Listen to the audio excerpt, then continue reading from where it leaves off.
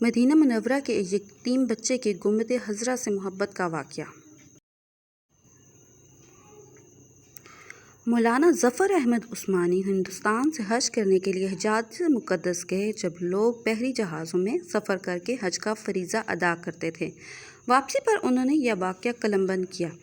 فرماتے ہیں میں ساری عمر کسی محفل میں لاجواب نہیں ہوا سوائے ایک موقع پر جب ہم حج کے اپنے مدینہ طیبہ گئے تو اس وقت مسجد نبوی سے ملحقہ اپنا خیمہ لگایا اور وہاں رہائش رکھی اور ادھر سے ہی مسجد نبوی آتے جاتے۔ چونکہ شدید گرمیوں کا موسم تھا جب تمام حاجی اکٹھے ہو کر شام کا کھانے کھاتے تو اس وقت وہاں سے گرم موسم کی وجہ سے تربوز خرید لیتے اور کھانے کے بعد اسے کھاتے اور اس کے چھلکے باہر پھینک دیتے۔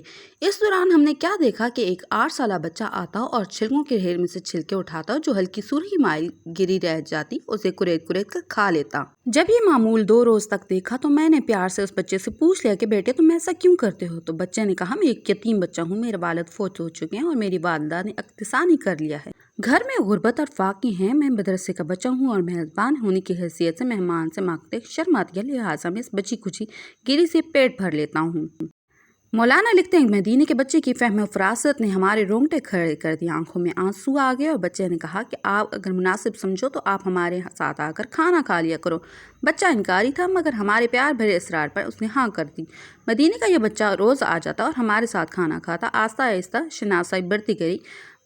میں نے بچے کو پیشکش کر دی کہ بیٹا آپ میرے ساتھ ہندوستان آ جاؤ، میں وہاں آپ کو درس میں رکھ کر پڑھاؤں گا، کالج اور یونیورسٹی کی سطح تک آپ کی تعلیم کا بندوبست کروں گا۔ تو بچے نے کہا میں اپنی والدہ سے بات کر کے آپ کو آگاہ کروں گا۔